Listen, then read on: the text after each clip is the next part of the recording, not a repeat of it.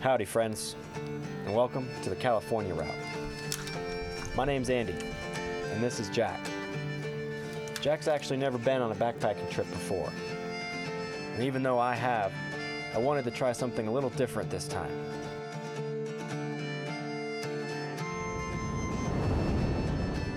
On this trip, we left trails and guidebooks behind, and set out to find our own path from North America's lowest point to the Pacific Ocean. On the way, we passed through some of California's most incredible landscapes. We really had only one goal: to reach the coast. How long it took or how we got there didn't really matter.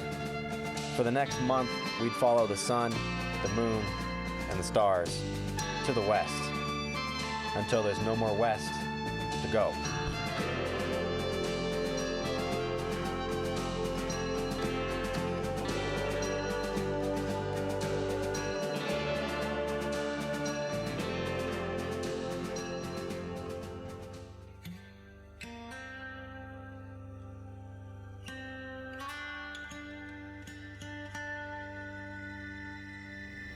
Temps were already so warm by May, the burros were taking over gas stations. Down at Badwater, when we started at 11 p.m., the air had cooled to a breezy 103 degrees. The popular warm path at Badwater quickly fades and disappears, where tourists retreat back to air-conditioned cars. The salt crust quickly becomes a muddy nightmare as we aim for our first landmark of many, the peak of the silhouetted ridge ahead, aka Telescope Peak. Darting from shade to shade, anxiety builds as our water dwindles. Doubts bounce around in my head. Are we in the right canyon? Did we pass it? Are UFOs real? Oi! Hey! Hey, yo! Hey, where the water at? The desert gave us a real answer soon enough.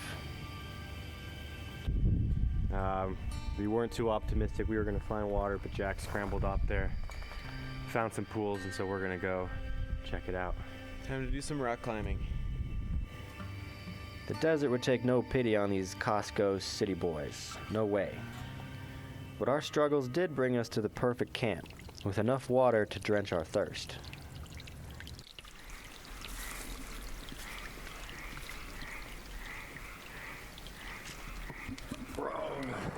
Plus, we had the company of frogs all night long. Our camp is about, 100 yards that way. Yeah. Took us about 15 or 20 minutes getting strangled by grapevines to get over here. If we were going that pace to the coast, it would take us years. You got your camera in there? We've been stymied. Oh, whoops. Whoops. Okay. Luckily, the canyon provided a way around.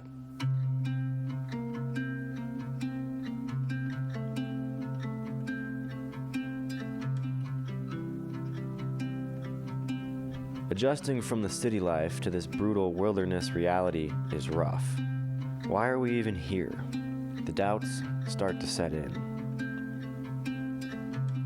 But as I realize how little I know about the world outside our canyon, my appreciation for the journey grows. The landscape is defined by extremes, where average is the most unlikely occurrence. Without trails, I feel more like a resident than a visitor.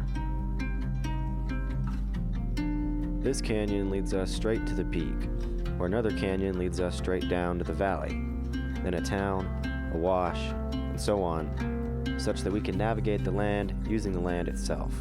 No maps needed. It's sad looking up at these trees, giant trees. The whole stand is dead. It looks to be from some sort of disease, drought.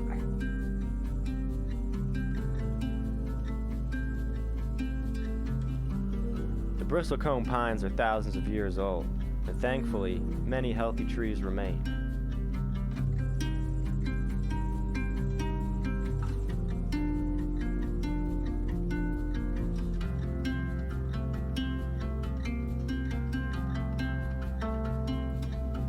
Starting below sea level, the summit of 11,043 feet is deceivingly 11,325 feet from the valley floor. The crest offered a new refreshing view of more desert pain for later. We were trying to get here by sunset, but that wouldn't happen.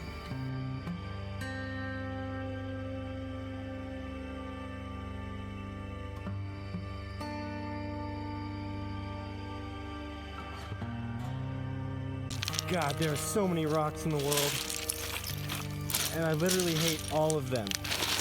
I hate all of them. The desert knew we were a couple of bright light and city slickers and threw every challenge it could at us. After 4,000 feet of sliding down nothing but little rocks, I'm done. I'm ready for a new terrain. Please, just not a cliff. Anything but the cliff. Daylight revealed our camp was just steps from town. Well, a ghost town.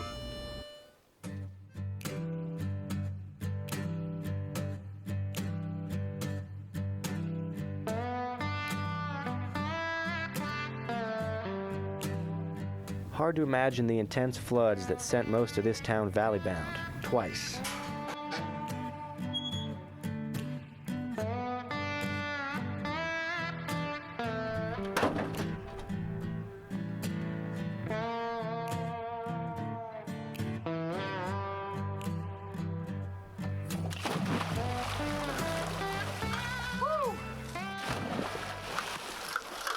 We take the day to frolic in the desert's abundance. All right, that's enough. And rest on this peaceful porch as chimes fill the desert silence.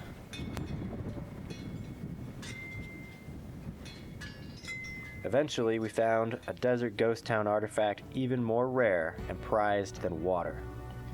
The pickle closet. Hands off my pickles, you hear? Such an astonishing discovery inspired us to tackle our most challenging obstacle yet. 100 degrees for 25 miles with no water, no shade, and no cheeseburgers. A daytime attempt would be bold, so we pinned our Tyvek sheets to our heads and set off as Tyvek nomads. Tyvek nomads. I grasped at the surrounding landscape for signs of progress. Rationing our water meant calculated dehydration, as my brain cells screamed for more.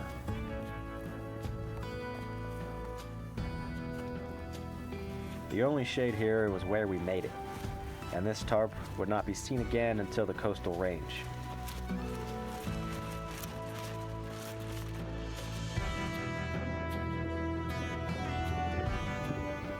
We had only our breathing and the flapping of Tyvek for company.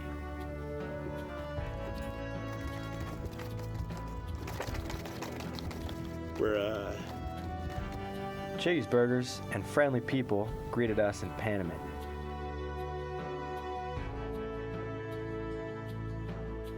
In the morning, we collected our resupply and counted our balloons. Oh yeah, the desert is littered with balloons, or so it seems.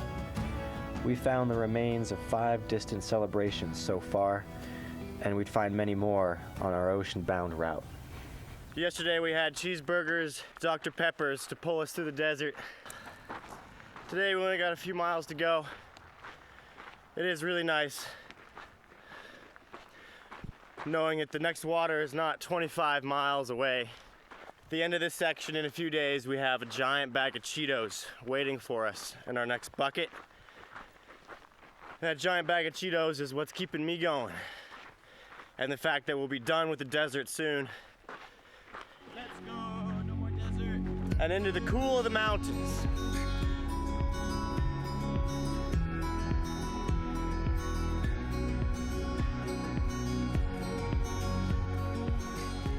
The landscape flipped into oasis once again, and we took the whole day to enjoy it.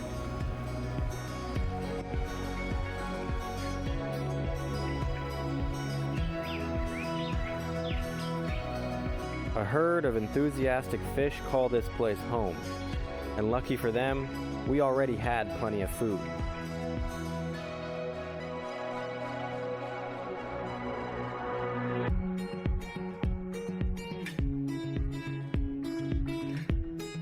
We met our first human friends of the trip here too, and they were even crazier than we were. From Lone Pine to Death Valley, we had a couple days. I was like, whatever, let's head bad water. Like you said, 110 maybe at the highest. 120. Explain to me what you're doing right now. Sweeping so that we can walk barefoot easy and not have to worry about sharp sticks. You're sweeping the desert. You're sweeping the desert. We hatched a bold plan to give the nocturnal life a try and day sleep in a mine shaft. We set off into the night. It was tough to leave the comfort and safety of the oasis, but any longer and I probably would have started naming those fish. We eat Milky Ways under the Milky Way as burros grunt in the distance, likely traveling at night as we were.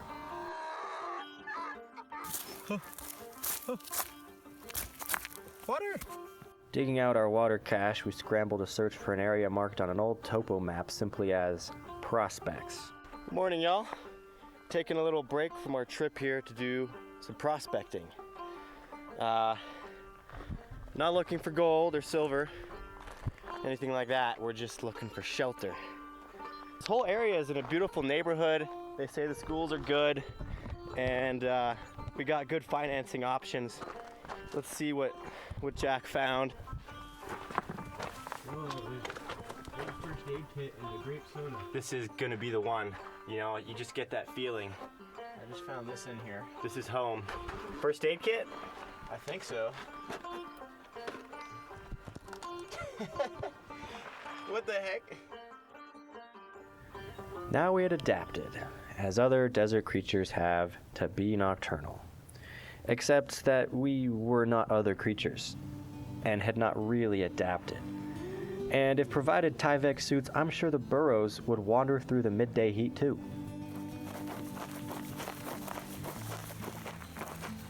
The sun found us again wearily climbing over barbed wire, but we were in good spirits with the mountains so close. Woo!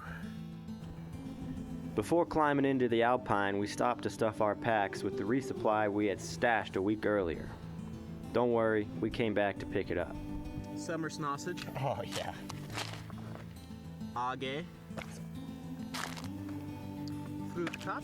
I'm gonna have that now. Fruit cup 2. Nor. Shrimp scampi. The home stretch of the desert section travels perhaps the most infamous story of water and power in the American West.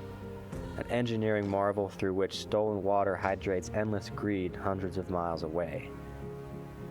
And of course we had to jump in it, right? A perfect end to a week in the hot and sandy lands. Having conquered the desert, we felt ready for the mountains.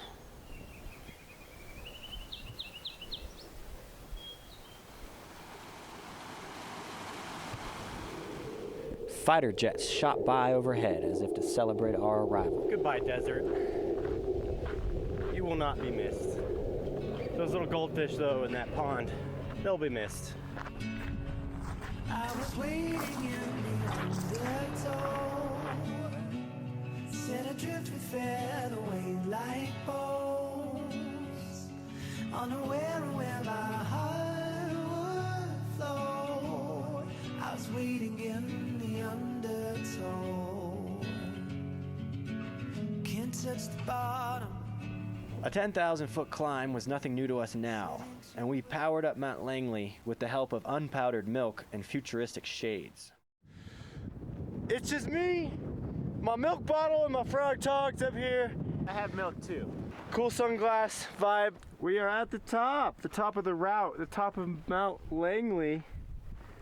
There's Mount Whitney. Honestly, not that impressive. Only a couple 100 feet higher, that's it, right? Whitney, old news. The future is now. Future is Langley. We hightailed it down to the lower slopes as soon as possible to avoid catching high altitude sickness.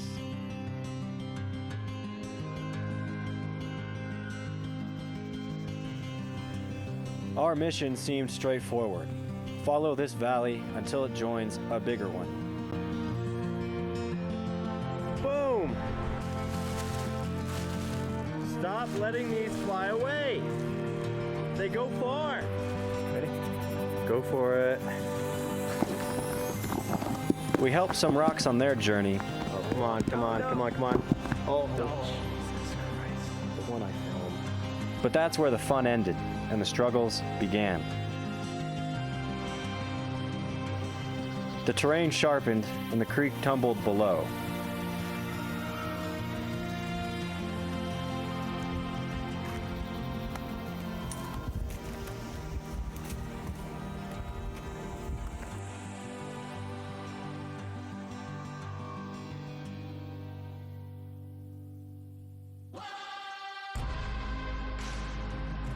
Our descent was a process of denial and error.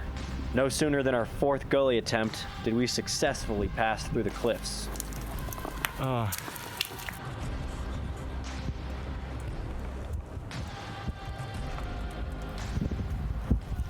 Absolutely threading the needle. Maybe there's more than one needle, but it feels like the only one. And oh boy, do I hope it takes us down there.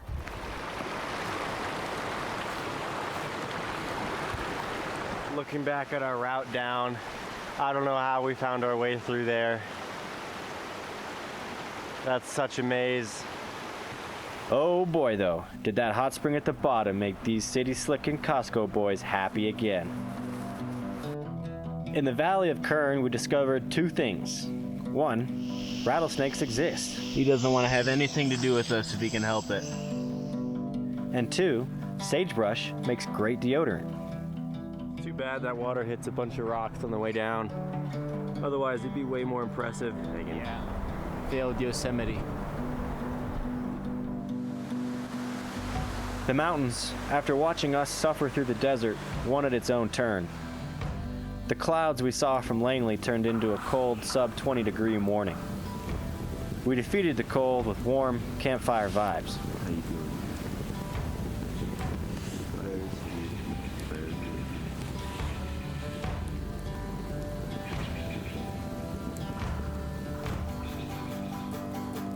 Realizing that views like this are easy to take for granted, I savor the scenery from our last pass.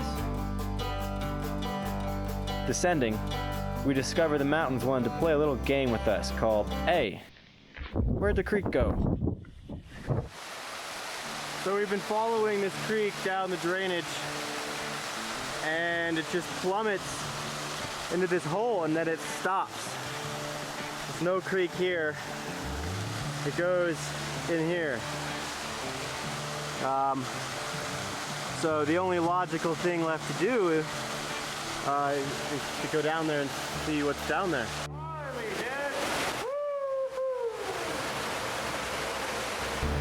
This is where it gets pretty small. This is kind of what it looks like where I am right now. And there's Andy up there with the camera. We doing more long exposure? Yeah, that's what we want to do right now. This camera is not waterproof. Not that this isn't also is. We're about as far down this cave as I'm willing to go. That looks pretty inaccessible. There's Andy. Our side adventure was well worth the soaked shoes, but disappointed that the caves didn't feel cavey enough.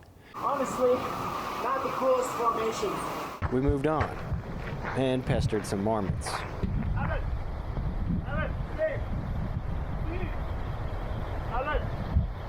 Picking our way down the valley, we discover something strange.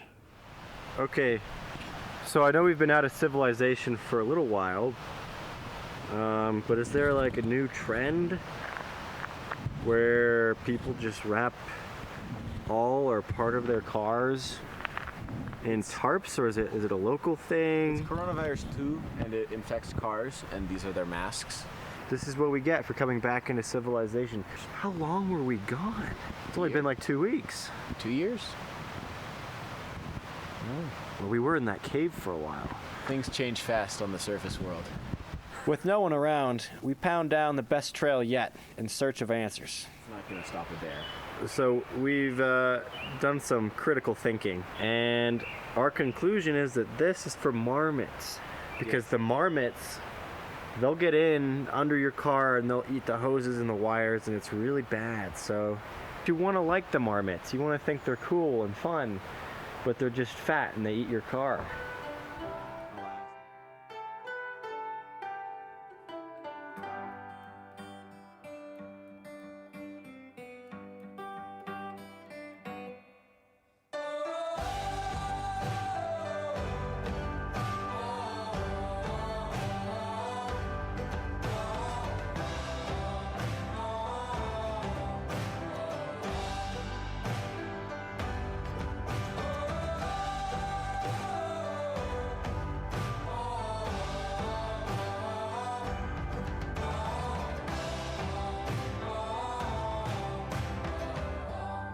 As you can see, these trees are much larger than my hand. I really don't know what I was doing there. These two trees, although not the largest, were our favorites.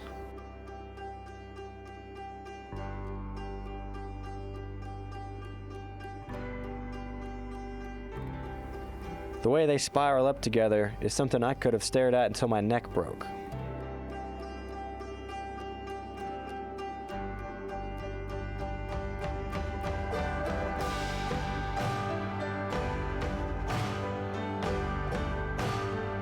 The Thick Boy Award, though, belongs to this dude, 22 feet across.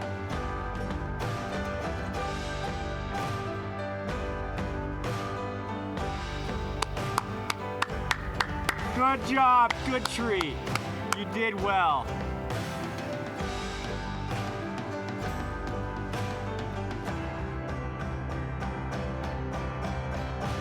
Silent giants.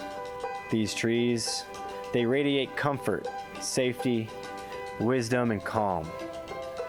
They are beasts born in a forgotten time.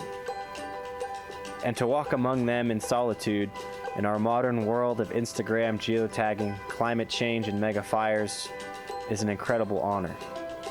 Much of this forest was recently tested by flames, but the trees continue to thrive.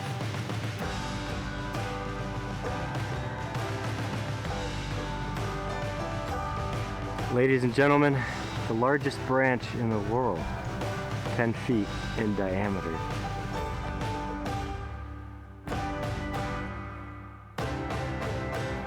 We camp within a cathedral built of time and perseverance. A delicate stream hydrates a narrow strip of life as warm insects glow in a beam of evening light. Yeah, I could stay here longer. Jack remembers to save his utensils about once in a blue spoon.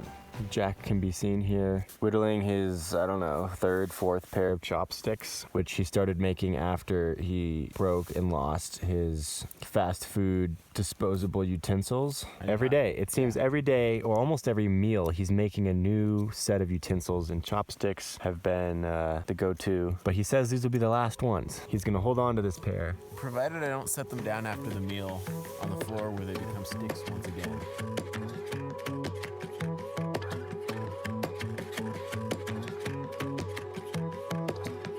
According to our intel, another cave exists around here somewhere. But after 3 hours of searching, all we found was this poor, sick-looking bear. With nothing we could do for it, we moved on, feeling grateful for our own good health. Finally, we escaped the land of ash and ended up on this ancient water slide thing. Brilliantly constructed by the marmots, it was their version of the Hyperloop. I hope to see such innovative public transportation someday. We have to make a slight detour for a mission that we have adopted on this trip of picking up these foil balloons. We picked up 11 today, so number 11 today, so that's 12 and 13. No, I think we had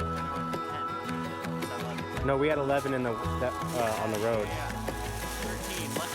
Lucky number 13. What are you looking for? Pants. Why? My pants have holes. People throw all kinds of cool stuff out of car windows. Like these slick tinted glasses, which I was told were women's. 150 miles later. Locals from town gave us 2 bits of advice. 1, don't drink the tap water, which we promptly ignored. Like comes to in the city life, city backpacking, urban backpacking. And 2, be ready for the coming heat wave, which, of course, we took very seriously. The wise sage cow told us the stakes were high, and so we made a bold plan to clear the lowland miles before the worst of the heat. A plan that would have us learning lessons later on. But first I had to catch a fish. And surprisingly, this little bottle rig, Can't go wrong. Can't lose. You're gonna catch a fish. It's guaranteed. managed to haul in nothing.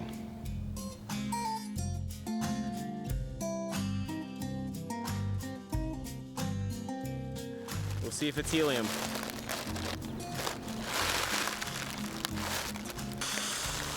Miss Mary Mac, just normal air. That's kind of gross that I breathed it. The mountains offered relief from the desert, but with steep cliffs, rattlesnakes, and cold weather, it was no peach and cake.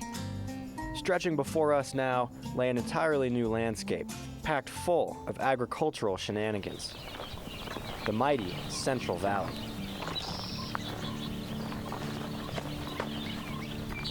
With a heat wave on the horizon and many bright, loud, and smelly miles ahead, we had no intention of frolicking around in the valley. Our seasoned legs were ready to carry us through the longest days of our trip, averaging over 30 miles. The trip begins to take on new meaning. Rivers became canals, forests became orchards, and hikers became farmers. After 20 miles and a sleepless night, we decided what we really needed to do was get a pair of kazoos. Oh, how long are you open until?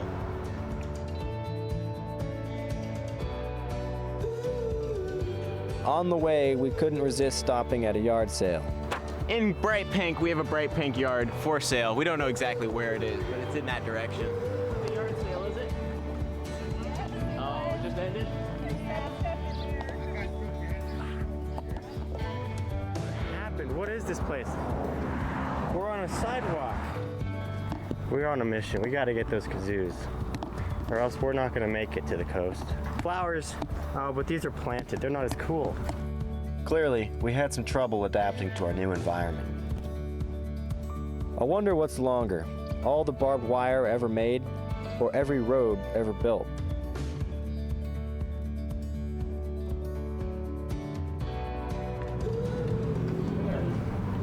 We called about the kazoos earlier. They're Horner. Which color works best? All right, cool. Yeah, I'll get purple. From here to the coast, we would embrace permanent shorts mode.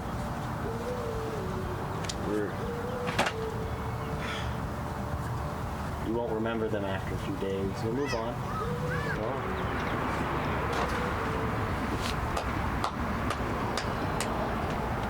Valley food included scraps left over from the mountains, but consisted mostly of binging restaurant food. How far has anyone walked to get to In-N-Out? The farthest distance anyone's ever walked?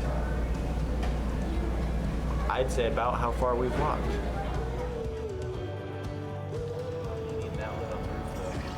Finding water in urban areas is a little different than finding water in the mountains, but This was just unlocked though. this is Ace, the helpful place, being helpful. Hydrated. Hotel, motel, holiday lodge. I thought it was funny.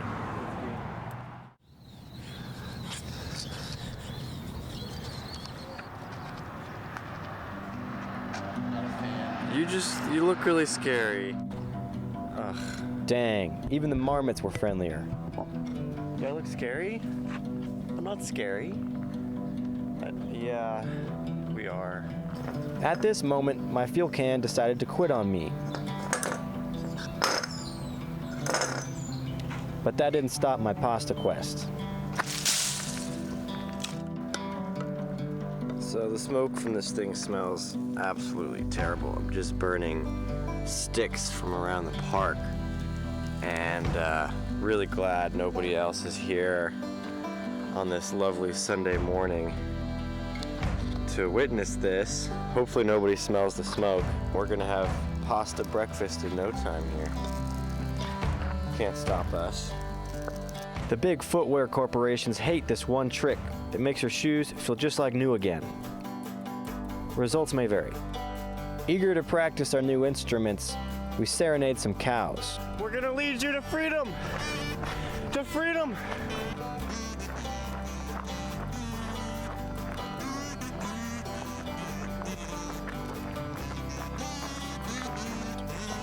Although the goat crib across the street was significantly less enthused.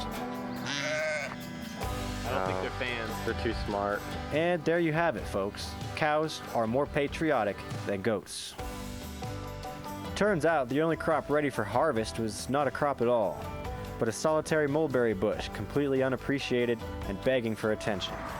Good for the immune system. As far as I know, you can eat as many as you want. I kind of want to take off my pack and just eat stuff for a while. What do you think? Yeah, let's do it.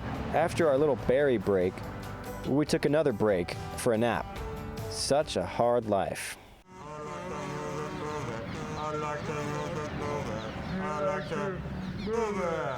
Passing under highways reminds us of real-world speed. Those poor folks, how far they go and how little they see. Soon, we find a place where the world may someday move much faster.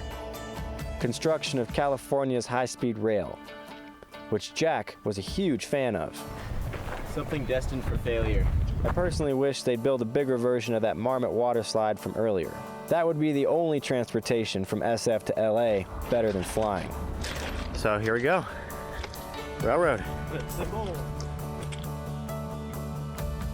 In a land crisscrossed by highways, canals, and farms, the railroad offered a convenient beeline across the valley. Of course, the tracks come with certain risks. I stubbed my toe through this, was already here, into like a railroad tie. Get B-roll of a railroad tie, and it'll be rolling right now. And they'll know what it looks like. As the Sierras fall out of sight to the east, the coastal ranges punch through haze to the west. Down that way. The hills. And eventually, our salvation, the ocean.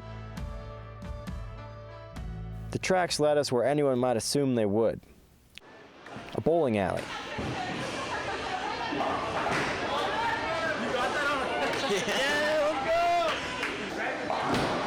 The family next to us had actually seen us walking. Yeah. Where did you guys see us?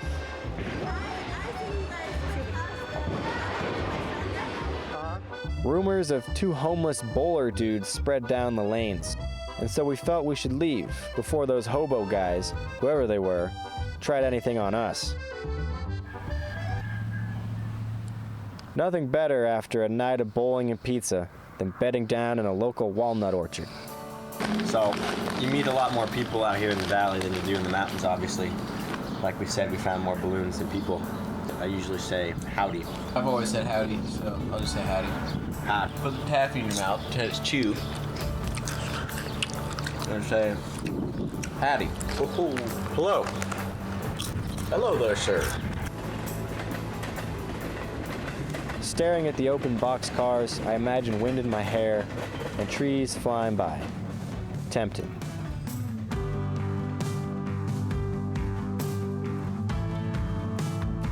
We caught up with the train later.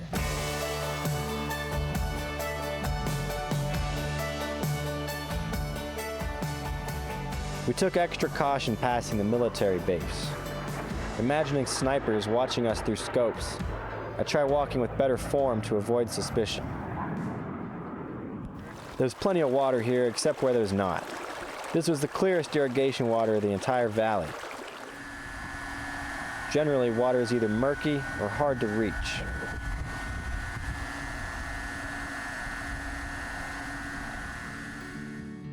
Look at this. So I was just saying a few hours ago how trail magic doesn't really exist on our path because we're not on a trail. However, We just had a moment of trail magic. the man just driving along that way, you can still see his dust from that truck that he's driving. He flew down this road, making a huge cloud, and then he slowed down. Immediately stopped, grabbed these, didn't even say anything to us. It was like, here. And we were just like in shock. He must know that there's nothing down there, because there's nothing down there. In the valley, we were never stopped or questioned, despite being clearly out of place. A smile and a wave transcends division. This is not the city slicker attitude we had known and expected. There's the railroad and this road next to it, but otherwise, there's nobody. There's no cars, there's no houses, there's no people for miles in all directions. Unlike the desert version, this aqueduct felt important. And I saw a scary fish, so we stayed out. The tracks end in Mexico. Well, not quite. This is the town of Huron, home of friendly people and great food. Maybe like whatever you do. Like 2 of those and then one with the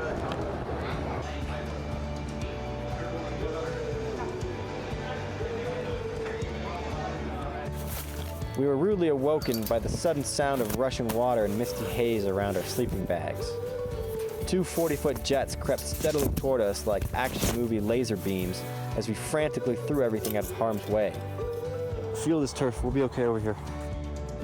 We do like some crazy stuff like fire or something. Ooh, like fireworks. Yeah, but like what you guys doing, it's like really crazy. It'll be Especially like right now, it's like right now it's 10 p.m. It's so hot. So like I don't know how you guys like keep walking. Like right now I can help you with the charger and all that. Many people saw my camera and asked for social media. Boy, will they be disappointed. Flash floods are very dangerous. Warning sirens are going off. Massive wall of water making its way down this wash.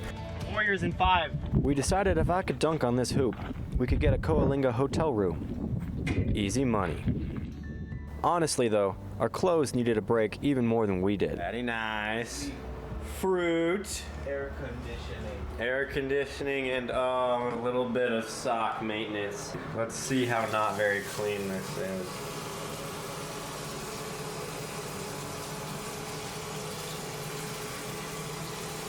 And on that dirty conclusion, it's time for the coast. With our next resupply still 30 miles away, we went shopping for some essentials. What do backpackers eat? Well, donuts. Kit Kat. Yeah, we got Reese's. Milk. Basically healthy stuff. We had crossed the valley in haste to escape the heat wave, only to learn that an even bigger heat wave would arrive later. A certified bra moment. After 300 miles, our biggest obstacles lay behind us, and we were ready for anything. We had truly entered carefree nomad mode and blissfully strolled our way through the land of golden oak-covered hills. With all the drought, springs in these hills were about as reliable as a southwest flight during a winter storm. This is what it takes to get water out here. Got a little trickle flowing in, and that water's really not clean enough to filter directly, so we've been using the coffee filters to get the dirt out before we filter it through the Sawyers.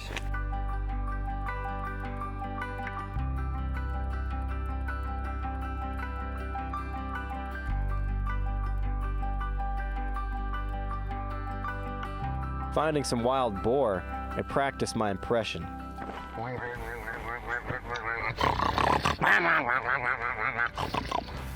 But maybe I should stick to the kazoo.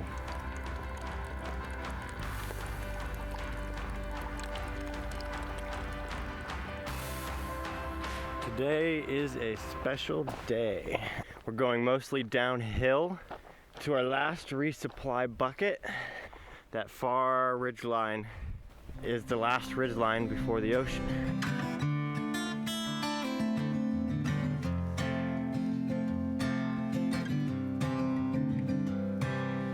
Walking along a sun-paved road, I find myself far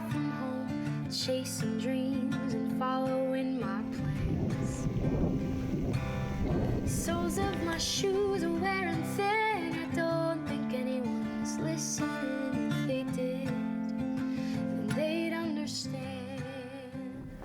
Today we get to our final resupply bucket that we dropped off more than 3 weeks ago. And God, those 3 weeks have gone by so fast.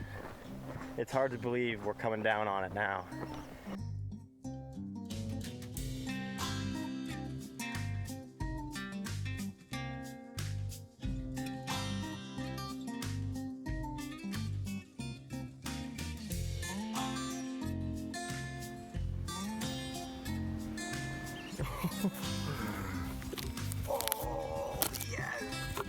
Here at the Salinas, ushering in the 106-degree day tomorrow, our hottest day of the trip.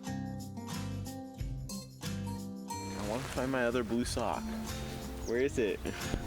Did you hide it? You can't find your blue sock? Oh, where is it? It's right there. Where? I already have one. It's not that one. I'm looking for the other one. Last night we heard some scuttling around under our hammocks, and so I figured it might have been stolen. Lo and behold, we look up the hill, and there is my blue sock. It was dragged up there to this pile of junk. Oh my God. Now, I knew Callie had a crime problem, but I didn't know how involved the rodents had become. And now that even the rats wanted nothing to do with our socks, the ocean really couldn't come soon enough. Posted up behind a gas station. It's supposed to be 106 today. So we hiked a lot last night and this morning. And we're just waiting. I ate a whole tub of ice cream and we're just chilling until the heat goes away.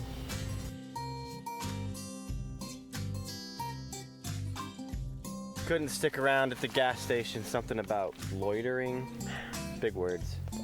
But we kept walking a little bit. It is the peak heat of the day. It is over 100 degrees.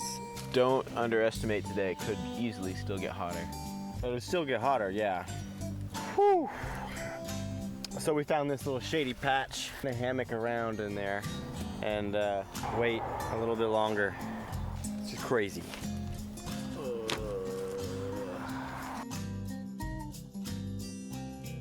After many hours of sweat and drool, long shadows signal us to continue.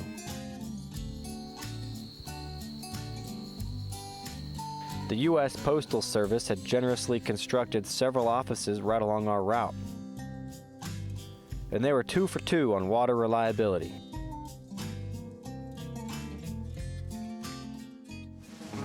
The military fort is very much an active base. And so to camp without permission somewhere within would certainly be a risky move. So it's good we definitely did not sneak over a fence between Humvee patrols to set up hammocks in a tree. Number 15! Burger King foot lettuce. I didn't think we'd see another one. Go, go, go, go, go. Number 15. Nope. That's so stupid. Dirty air. Oh, man. Okay, All right. fun's over. As perhaps a sad metaphor for California overall, we found our next water source to be dry and the surrounding land to be on fire instead. This stuff is still smoldering. We saw a few flames.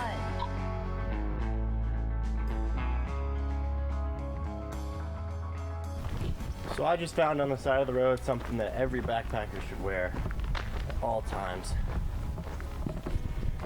That's a car vent clip. And I smell very good.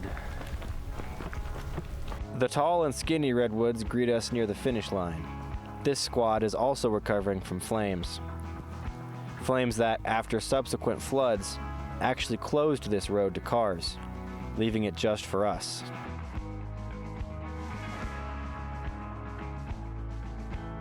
Unlike my ice cream from earlier, these last miles would be savored. Last time you saw this tarp was in the desert. This time, it was keeping the mosquitoes away. I lost this audio, so I'll just tell you what happened. The only animal life to be found here is the most insidious fly creature ever created, Thoroughbred from decades of escaping human hands, these flies are untouchable, like Jedi Yodas or something. I can almost hear them laugh every time I slap myself and miss. You try to breathe through your nose, and the bugs get in your nostrils, so you go to your mouth, and then you swallow more bugs.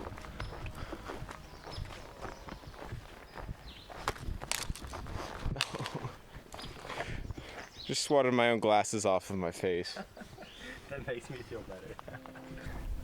As we wind our way through these last few curves, I've just been thinking back to all the places we've seen, from Badwater, Telescope, to Little Fish Pond, our hike up to 14,000 feet, back down through the giant redwoods and the caves, and then our trek across the valley through all the different fruit trees and nut trees, endless tomatoes, all the kind of people we met, people that waved at us, people that stopped to offer us water or to ask if we were okay. We just told them we were crazy, thanks.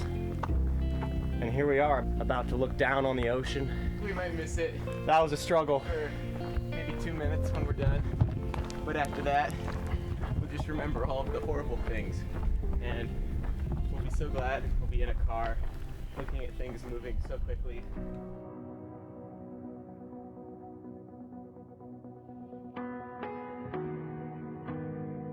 I think we take the world a little too seriously these days. We live rigid, predictable lives, and we've let that structure spill over into our outdoor pursuits. So for this trip, we stepped out of bounds and asked questions like, what if, and why not? Because when you let go of control and let the chaos come crashing in, the adventure sends pure life pulsing through your veins. The moment has come! Oh my God. Highway 1. The ocean.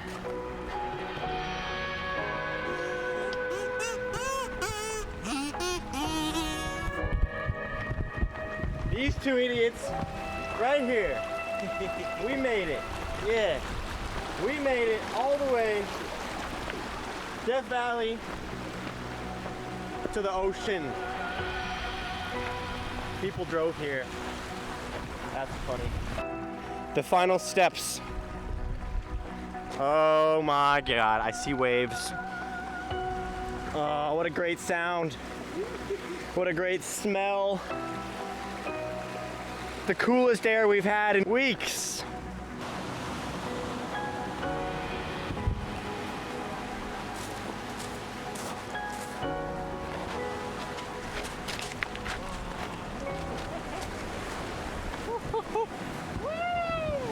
At this moment, we are 282 feet higher than where we started, which means we officially hold the honor of walking up to the ocean.